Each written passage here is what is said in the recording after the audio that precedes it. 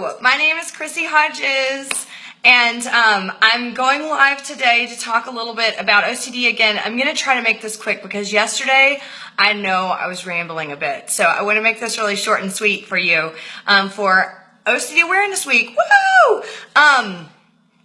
So the topic for the day is one that is hugely common and something that a lot of people talk about, which is why do we get the obsessions that we get with OCD?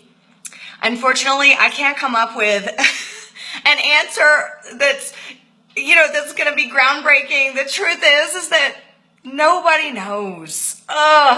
So for some people that might mean that, okay, good. And that doesn't mean that means that this obsession has nothing to do with my character. And then other people may feel like, well, dang it. I wish I knew why I got this obsession. And then maybe I could get to the bottom of it. And then maybe it would stop. And unfortunately, we just don't know. A lot of times people will say something like this: I really wish that I had somebody else's obsession, or this obsession would be so much easier.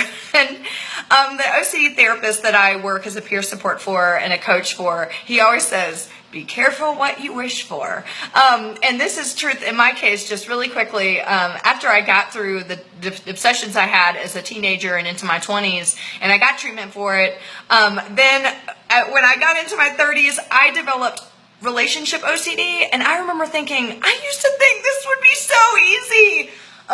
And it was hard, and all I wanted was to go back to those horrible obsessions that I had when I was younger.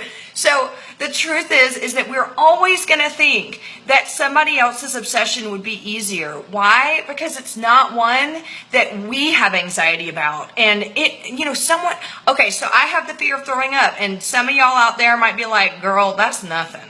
Like, what if you had violent OCD thoughts or whatever? Like, throwing up would be easy. Well, I wish I could say that. But the next time I have a panic attack about barfing, I'm going to come on here and I'm going to show you how not fun it is. That's not true. I'm not going to, because if I did barf live on video, it would be horrible. Anyway, so the point is that nobody's obsession is worse than the other. Nobody obsession is better than the other. The truth is it's all OCD and it all sucks. Can we all agree on that? Can I get an amen? And no, Chad James, I won't blame you for barfing or plane crashes.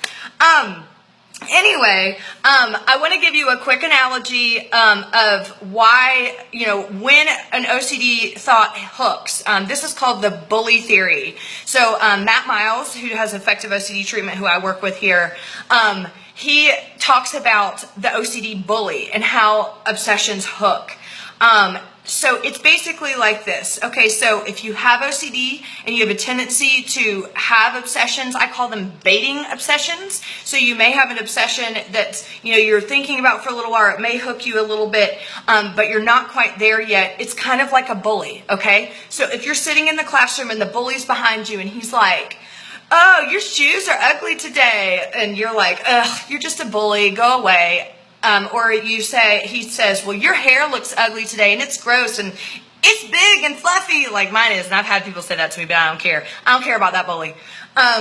You may go, oh, that doesn't matter, whatever. But then the bully may say something like, oh, your mama's ugly, or your sister's ugly. And all of a sudden it's personal to you. It feels like a personal attack and you whip around and you're like, don't you say that about my mom or my sister. The bully's like, you're hooked. That's how OCD works. It really is just, you're primed for something to happen and all the OCD stars align. That's what I like to say. And then all of a sudden it can become a full-blown obsession. Point and blank. When I got the throw up obsession, before then, I had gotten sick. My sister got sick all the time, in the house. Kids had gotten sick in school. But on this one particular day, the OCD stars aligned. And that was when it hooked. So, bottom line is, there isn't really any evidence pointing to why we get the obsessions. What I want you to take away from this video is that It doesn't matter what your obsession is or isn't, or if someone's is worse or someone's easier. It's all suffering and it's all traumatizing. So no one suffers any less, and no obsession should be taken any less serious. Now, I know obsessions are horrible and anxiety is horrible, but what I do want you to know in this OCD Awareness Week, help is available.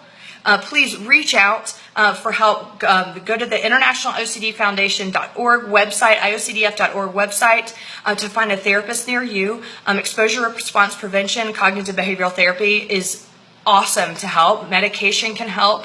ACT treatments, mindfulness. There are so many things that can help. So please reach out for help. You are not alone. Thank you for joining me on my video today. Happy OCD Awareness Week. Woo! And tomorrow I'll come back with another topic that's common for all of us who live with OCD. But never forget, you can live successfully with OCD.